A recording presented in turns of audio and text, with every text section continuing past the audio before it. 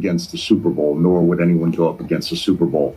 But if you look at some of the date placement for our events, we think we've found the ideal dates for our audience. And of course, we're going to be receptive to our new partners at Disney and ESPN in terms of what they think might be good for viewership. All right, wait a second here. Is he talking about changing the dates? It sounds like, that's exactly what he's saying. Can you go back and replay it one more time? Yeah, can you replay that again, Kelly? Thank you. What Disney is getting is our biggest events domestically in the United States. It's 10 events, but it's over the course of 12 nights. As I mentioned earlier, WrestleMania, 2-night event, SummerSlam, now a 2-night event. And we always pick the right dates for us. So, of course, we're not going to go up against the Super Bowl, nor would anyone go up against the Super Bowl. But if you look at some of the date placement for our events, we think we found the ideal dates for our audience. And of course, we're going to be receptive to our new partners at Disney and ESPN in terms of what they think might be good for viewership. Yeah. All right, Kelly, can you play it again? No, we shouldn't, Kelly. First, a couple of things from what he said, Tommy. He said 10 events, 12 nights. So at least for now, those 2-night events are just going to be WrestleMania and SummerSlam. So a lot of people are talking about or speculating, could they make Royal Rumble 2 nights or Money in the Bank 2 nights? At least for now, and at least for this deal, it's 12 PLEs a year, baby. Yeah, 10 PLEs a year, 12 nights. So those are the 2 nights of WrestleMania and the 2 nights of SummerSlam. Now he talked about the dates. Now he said the WWE, they had those dates that were good for them. Well, now it's got to be dates that are good for us, meeting our new partner with ESPN and Disney. So obviously, as Nick Khan said, you're not going to go up head-to-head with the Super Bowl. But, if there's another event, like a major sporting event, like maybe the All-Star game for baseball or something like that, like, hey, you know what?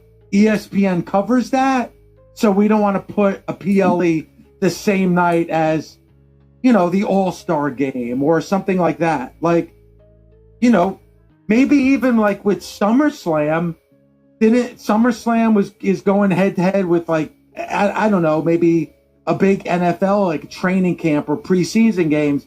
You know what? We don't want to do that either. I don't think that's really an issue right now. Maybe it is, but they're going to make sure. But I'm sure if you look at the calendar of PLEs, there was probably a time where a PLE was going up against a big Sunday night football game or something, or a big playoff game or something. It sounds like now they're going to make sure that never happens again. Well, you always want to make your broadcast partners happy, no matter what, you got going on. ESPN does carry a lot of sporting events, but I mean, look how they adapted with the PLEs, because also there was TKO also had other big UFC fights. Yeah. And to be honest, I loved the PLE starting at 6:00 on a Saturday. And you said it when we were there live, like, hey, this parking lot was packed because you got there super duper early, but there were people just hanging out, tailgating. It had such a big fight feel. And Dave, I've always said this, like, and look at how this show started. This show started with a conversation with you and Bully about one match. And then it was like, what if we went the Sportscenter route of the analyst and a person who played the game? Look where we are now. I'm watching everything about SummerSlam was great. And I enjoyed everything. And yes, you can nitpick everything. But then I said, holy crap, this show, like, they did 3 hours of pre-show, not one wrestling match. 3 hours of talk. Yep. There was no pre-show match. There was no, because I'm looking at this like, wow, like they kept an audience with just words. Same thing that NFL does. As soon as you have all your speculations, you'll have your fantasy football people, you'll have your bettors, you'll have all your people like glued to, oh my God, is this person hurt? We go for updates. We have people on the field, weather conditions, all this stuff. That's for when you're betting on it. But they did 3 hours of stuff while we're doing our own show. There's a lot of stuff happening, and yet they're still commanding this audience.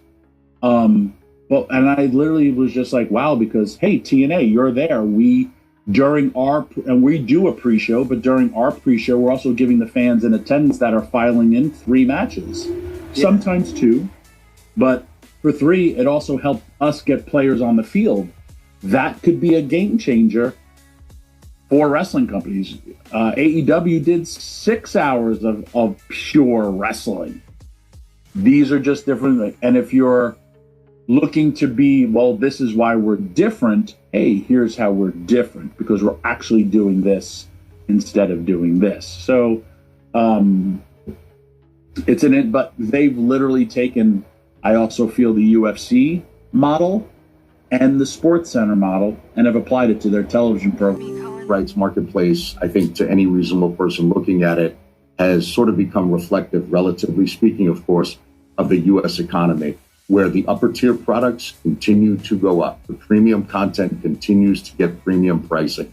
And the lower tier content continues to sort of make its way. It's the middle that got squeezed a bit.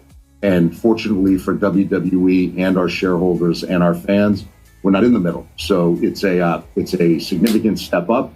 It's a great platform for us. And to have WWE, what we consider to be the number one sports entertainment product in the world, on the most family-friendly apparatus is big for all of us. I mean, it's huge.